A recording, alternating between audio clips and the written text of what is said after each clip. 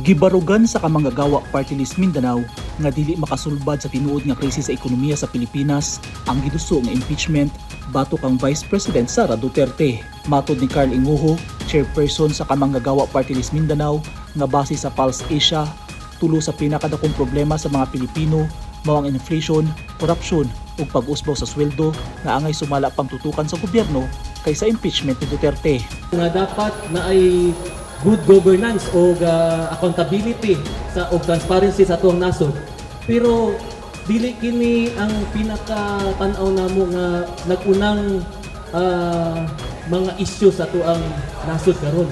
Usa sa mga nakitang solusyon sa kamanggagawa Party List Mindanao mao ang pag-usab sa sistema paingon sa salary standardization ug just wages imbes nga mag-focus ang gobyerno sa mga isyu sa politika. Sa among tan-aw dili kini ang dapat naguna sa ato ang dapat nakalatag sa atong table. 18 milyones sa ato ang more than 18 million sa ato ang mga igsuon nga mga Pilipino nagpuyo sa tumang kalisod. Sa tan-aw nila ang impeachment maka sapat ni sa kagutom o sa kawadon. Dili man tao ang problema sa to. Di lang man simpleng tao ang problema o liderato ang problema sa itong nasod. Sistema man. I-question sab nila kung ang pagtanggal sa usa ka opisyal sa gihuptan nga katungdanan makapausab ba sa kinabuhi sa mga Pilipino. Dili sab sumala nila makita isip relevant na tubag sa krisis sa katawhan ang impeachment sa Vice Presidente.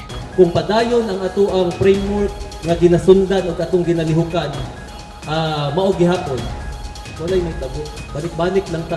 Niadtong Lunes, Mayo 4, nakitanog probable cause sa House Committee on Justice ang Vice Presidente lakip na betrayal sa public trust ug korupsyon. Martes, Mayo 5, niabot sa plenary ang impeachment complaint batok kang Vice President Duterte.